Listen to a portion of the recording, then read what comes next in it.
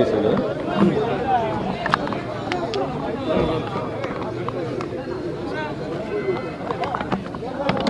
రెడీయా? అలా అలా ఉండండి. నమస్కారం అండి.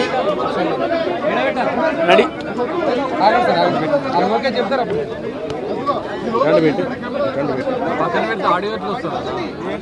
ఆడియో రావట్లేదు. సినిమాలో కనిపించాలని కాదు. నమస్కారం అండి. పొద్దున్నే తెలిసిన వార్త అబద్ధమైతే బాగుండు అనిపించింది.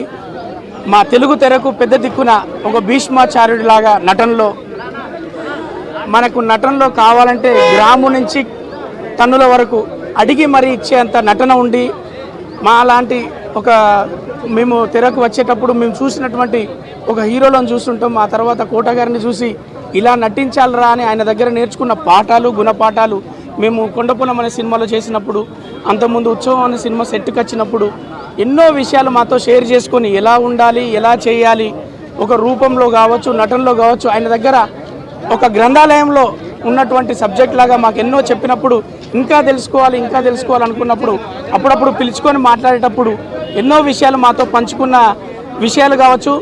మా జీవితంలో అవన్నీ పనికొస్తూ ఉంటాయి. కానీ ఈ వార్త అబద్ధమైతే బాగుండు, మా గురువు గారు బతికే ఉంటే బాగుండు అనిపించి మనందరికీ అలా వీడుకోలు చెప్పి ఆయన శివాక్యం వేయడం జరిగింది. ఆయన లేని లోటు తెరకు బాగా తెలుస్తుంది.